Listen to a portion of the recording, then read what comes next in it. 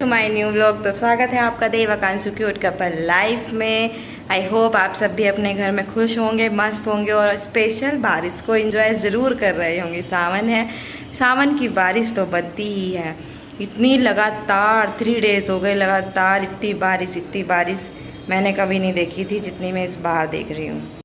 आज मैं पहनने वाली हूँ ये पैरेट ग्रीन कलर का सूट। इसका ये कंट्रास्ट इस पर दुपट्टा है और इसके नीचे सिंपल प्लाजो मैंने बनाया। ये पहनकर बहुत ही सुंदर लगता है। ये देखिए कितना बारीक काम इस पर हुआ है। वेयर किया है ये ग्रीन कलर का प्लाजो सूट जिसका ये कंट्रास्ट दुपट्टा है शिफॉन का। मैं आपको दिखाती हूँ।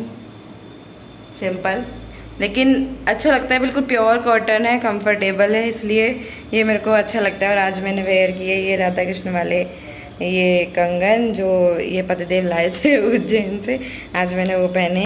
आज है सावन का पहला सोमवार, तो इसीलिए मैंने सोमवार है और जाहिर सी बात है सावन का महीना है तो सावन के सोमवार का व्रत तो रखना बनता ही है और मैं पहले से ही रखती हूँ वैसे तो। और आज सावन का पहला सोमवार है, मेरा व्रत है, तो इसलिए आज थोड़ा काम थोड़ा देर से हो गया क्योंकि पहले मैंने पूजा की उसके बाद सारे काम किए। आश्वी को नहलाया। दो दिन से मैं उसकी ड्राई क्लीन कर रही थी। बारिश बहुत ज़्यादा आ रही थी तो मैं उसके पूरी बॉडी पर गर्म पानी से पूरा वॉश कर दे रही थी। मतलब जैसे प्रॉपर नहलाते हैं ना ऐसे नहीं नहला रही थी क्योंकि उसकी तबीयत भी ख़राब थी, डॉक्टर ने मना किया था। तो मैं उसको कपड़े वगैरह तो डेली मैं चेंज करती हूँ, एक दिन में 3 दिन जोड़े में उसके बदल देती हूँ अच्छे से। आज मैंने उसको अच्छे से नहलाया और नहाकर वो बिल्कुल मस्त होकर सो रही है। उससे कोई खबर नहीं है मम्मी पापा है कहाँ पे। तो सुबह ही अपने ऑफिस का काम करने लग गए और फिर मैंने फिर क्या बनाऊँ क्योंकि मेरा व्रत था और ये अकेले ये नहीं कहीं खाना बना था तो सिंपल मैंने दाल चावल इनके लिए बना दिए। और अब मैं बैठी हूँ थोड़ी देर। मैंने सोचा मैंने भी सोमवार की व्रत कथा पढ़ी, बड़ी ही अच्छी लगी, तो क्यों ना मैं भी आपके साथ भी शेयर करूँ। जिनका सोमवार का पहला व्रत है तो वो भी इस कथा को एंजॉय करेंगे। बहुत ही शॉर्टकट तरीके से मैं आपको बताऊंगी, कोई किताबी कहानी या उस तरीके से नहीं, बहुत ही शॉर्टकट तरीके से मैं आपको बताऊंगी कहानी आखिर सोमवार के व्रत रखते क्यों हैं। अमरपुर एक नगर था। अमरपुर नगर में ना एक बहुत बड़ा अमीर व्यक्ति रहता था, यानी अमीर आदमी रहता था। लेकिन उसको क्या प्रॉब्लम थी, उसको ये थी कि उसके ना कोई संतान नहीं थी। मतलब वो सोचता था कि मैं इतना धनी भी हूँ, इतना अमीर भी हूँ, लेकिन अगर मेरे कोई संतान ही नहीं है तो मैं इस प्रॉपर्टी का, इस धन का मैं क्या करूँगा। मेरी आगे आने वाली पीढ़ी कुछ है ही नहीं, कहाँ जाएगा ये सब धन। तो उसने निश्चय कर लिया कि वो हर सोमवार को भगवान शिव के मंदिर में जाएगा, वहाँ पर बेलपत्र और शिव जी को दूध और जल चढ़ाएगा। अब वो हर सोमवार यही करने लगा। उसने बहुत मतलब अपने जीवन में ये नियम ही बना लिया कि हर सोमवार मुझे मंदिर जाना है और मुझे पूजा करनी है। से वो हमें पूजा करता और शिव जी की प्रॉपर तरीके से बहुत वो करता। तब माता पार्वती एक दिन शिव जी से कहने लगी कि ये व्यक्ति आपके हर सोमवार कितनी विधि विधान से आपकी पूजा करता है, आप इसकी मनोकामना पूरी क्यों नहीं करते, आप इसकी मनोकामना पूरी कर दीजिए। तब भगवान शिव ने कहा देखो विधि के विधान को तो मैं भी मिटा नहीं सकता, इसकी किस्मत में संतान योग है ही नहीं, तो मैं इसको संतान मैं कहाँ से दे सकता हूँ। फिर भी माता पार्वती के जिद करने पर उन्होंने उस अमरपुर के व्यक्ति को ये वरदान दे दिया सपने में आकर कि आपके यहाँ एक सुंदर पुत्र का जन्म होगा। अब जन्म की बात सुनकर तो व्यक्ति बहुत खुश हो गया, लेकिन उसके साथ साथ यह भी बता दिया कि उसकी उम्र केवल 16 वर्ष की ही होगी, मतलब 16 साल तक ही वो जिएगा, इसके बाद वह मर जाएगा, उसकी उम्र इतनी ही होगी। अब जब उसने यह सुना तो भाई बहुत दुखी हो गया। एक तो बच्चे के आने की खुशी भी होगी, लेकिन जब उसके पहले ही मरने का टाइम पता चल गया तो जाहिर सी बात है दुखी तो बहुत ज़्यादा हो गई वो व्यक्ति। जैसे जैसे टाइम बीतता गया, लेकिन उसने सोमवार का अपनी जो विधि है डेली मंदिर जाना, जलाभिषेक करना, बेलपत्र चढ़ाना, वो सोमवार को करता ही रहा। अब जैसे वक्त बीतता गया उसके यहाँ एक बहुत ही प्यारे पुत्र का जन्म हो गया जिसका नाम उन्होंने रखा अमर। अमर नाम रखा। सब बहुत राजा रानी, वो राजा ही कहलाता था क्योंकि बहुत अमीर था, बहुत खुश थे। अब धीरे धीरे वो बड़ा होने लगा, अब उसकी पढ़ाई की उम्र हो गई, तो उन्होंने उसके मामा को बुलाया कि आप इसको पढ़ाई के लिए वाराणसी ले जाओ। वह उसके मामा उसको वाराणसी ले जा रहे थे। पहले तो पैदल यात्रा होती थी या बैलगाड़ी पर यात्रा होती, बहुत धीरे धीरे बहुत दूर तक पहुंचा करते थे। तो वो जहाँ जहाँ भी वाराणसी पहुँचते, जहाँ जहाँ भी रुकते, वहीं पर यज्ञ करते और भंडारा करते। जहाँ उन्होंने लगभग 4 जगह ऐसे ही वाराणसी पहुँचते पहुँचते यज्ञ किया और भंडारा किया। चलते वो एक नगर में पहुँचते हैं। वहाँ पर क्या होता है, वो नगर बहुत ज़्यादा सजा हुआ था। वहाँ पर एक राजा थे, उनकी पुत्री का नाम था चंद्रिका।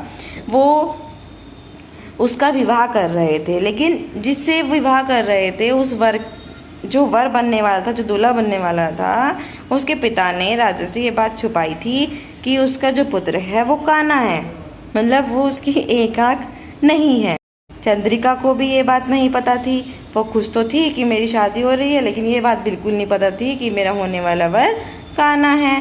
अब जो वर पक्ष वाले थे, उसके पिता ने सोचा, उन्होंने इनको देख लिया, अमर को और अमर के मामा को।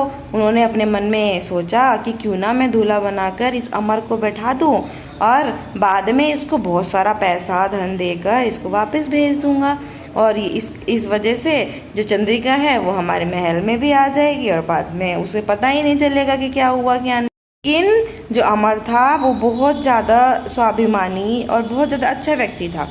छोटा तो था, लेकिन उसके अंदर जो माइंड था, जो उसकी बुद्धि थी, बहुत ही सुलझे हुए तरीके थी, उस तरीके वाली थी। तो उसने क्या किया, उसने चंद्रिका के दुपट्टे पर लिख दिया कि आपका होने वाला वर काना था, इसलिए मैंने आपके साथ विवाह कर लिया। मैं अभी छोटा हूँ और मैं पढ़ाई के लिए वाराणसी जा रहा हूँ।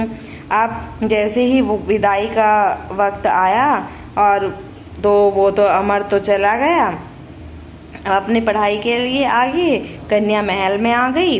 तो उसने अपना दुपट्टा पढ़ा, उस पर लिखा हुआ था कि मैं आपका वर बन गया हूँ क्योंकि आपका होने वाला वर काना था। अच्छा, ये पढ़ लिया तो भाई चंद्रिका को बहुत गुस्सा आया। उसने कहा कि अरे ये कैसे हो सकता है, मेरा वर काना नहीं, अब जिससे मेरा विवाह हुआ है मैं उसी के साथ ही रहूँगी, मैं उसी की ही पत्नी बनूंगी।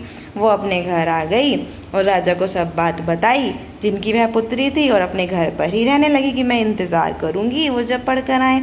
अमर को तो इन सब बातों का पता ही नहीं था, उसने शादी तो कर ली थी, बचपन था, और वो पढ़ाई के लिए वाराणसी चला। पढ़ाई करते करते अब उसकी उम्र हो गई 16 वर्ष। 16 वर्ष तो हो गई। अब 16 वर्ष जब उसकी उम्र हुई तो उसने भंडारा किया, यज्ञ किया, खूब दान पुण्य किया, और वो अपने बिस्तर पर जाकर सो गया। अब जैसी शिव भगवान की इच्छा थी, वो सोता सोता ही रह गया, वो उठा ही नहीं। अब उसके मामा जी चिल्ला रहे हैं, पूरे ही विद्यालय में बहुत ज़्यादा हंगामा हो गया है कि अमर की मृत्यु हो गई, अमर की मृत्यु हो गई। इतना ज़्यादा रोना सुनकर पार्वती माता का दिल बहुत ज़्यादा घबरा गया। वो भगवान शिव से कहने लगी, ये क्या मांग रहे हैं, क्या हुआ है ऐसा, आप इनकी मनोकामना क्यों नहीं पूरी करते हो। शिव भगवान ने कहा, अरे आपके कहने पर मैंने उनको पुत्र प्राप्ति का वरदान दिया, अब यहाँ पर भी देखूं क्या हुआ है क्या नहीं हुआ है। वो वाराणसी में है, चलो कोई बात नहीं। अब भगवान शिव अन्य वेश धारण करके, अपना कोई पुजारी का वेश धारण करके वहाँ पर आए। वो क्या देखते हैं, ये तो वही बच्चा है जिसको आपने 16 वर्ष की उम्र तक जीवित रखने के लिए कहा था, इसके बाद उसकी मृत्यु हो जाएगी। वो तो पहचान गए। अब उन्होंने पार्वती को बताया, लेकिन पार्वती नहीं मानी। उन्होंने कहा, नहीं, आप इस बच्चे को जीवित कर दो, आपको करना ही पड़ेगा। इसने आपका विधि विधान से पूजा भी करता था, इसके पिताजी कितना पूजा करते हैं आपके सोमवार की, आपको बेलपत्र भी चढ़ाते हैं, कितना पुण्य कार्य किया है इन्होंने, यज्ञ भी करते रहते हैं, भंडारे भी करते रहते हैं। आप मेरी मनोकामना समझकर ये पूरा कर दीजिए, इस बच्चे को जीवित कर दीजिए। अब 16 वर्ष पूरे हो गए। अब ये 16 वर्ष जब पूरे हो गए तो उसके मम्मी पापा को तो पता था कि अमर का जो टाइम है 16 वर्ष पूरा हो गया है, तो उन दोनों ने अपने आप को एक कमरे में बंद कर रखा था और अन्न जल सब त्याग रखा था कि अगर 16 वर्ष के बाद हमारे घर यह सूचना है कि अमर नहीं रहा तो हम भी तभी प्राण त्याग देंगे, मतलब हम भी मर जाएंगे। लेकिन हुआ क्या, अब ईश्वर की महिमा तो अलग ही है ना।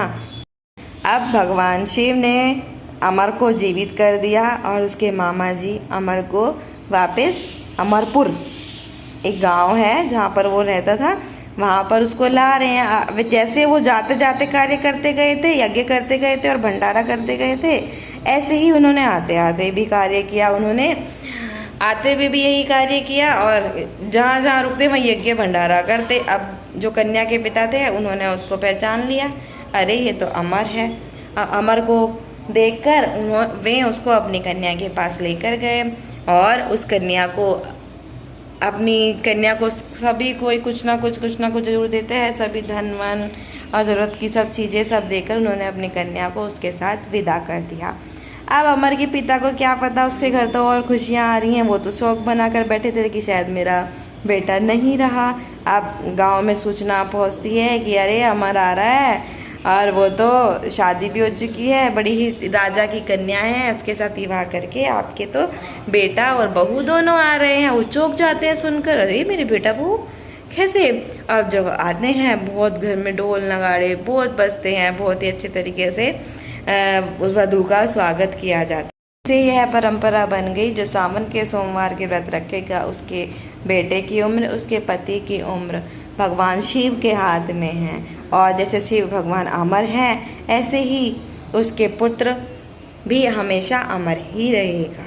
और तभी से भगवान शिव की ये सावन के सोमवार सब रखते भी हैं। भाई देखो, अपनी अपनी श्रद्धा की बात है, जिस पर रखे जाते हैं वो रख लेता है, नहीं रखता है नहीं रखे जाते नहीं रखता, लेकिन मन से पूजा तो सब ही करते हैं, इतना मैं ज़रूर मानती हूँ। ईश्वर को सब मानते हैं और तब से ही भगवान शिव की पूजा की जाती है ये सोमवार के दिन, कि जैसे अमर की इच्छा पूरी हुई ऐसे ही हम सबकी इच्छा भी पूरी होनी चाहिए। तो आप सबको मेरी कहानी यानी भगवान शिव के सोमवार व्रत रखने की ये कहानी कैसी लगी ज़रूर बताइएगा। और जिसने चैनल सब्सक्राइब नहीं किया सब्सक्राइब कर लीजिए, लाइक कीजिए, कमेंट कीजिए, शेयर करना मत भूलिएगा। आगे की स्टोरी भी मैं आपको बताऊंगी कि आज मैंने क्या क्या किया और आज हम कहाँ जाने वाले हैं। इसके लिए आप मेरा नेक्स्ट व्लॉग देखना मत भूलिएगा। उसमें मैं दिखाऊंगी कि हम कहीं गए हैं, बहुत ही स्पेशल डे है, वो मैं आपको दिखाऊंगी नेक्स्ट व्लॉग में।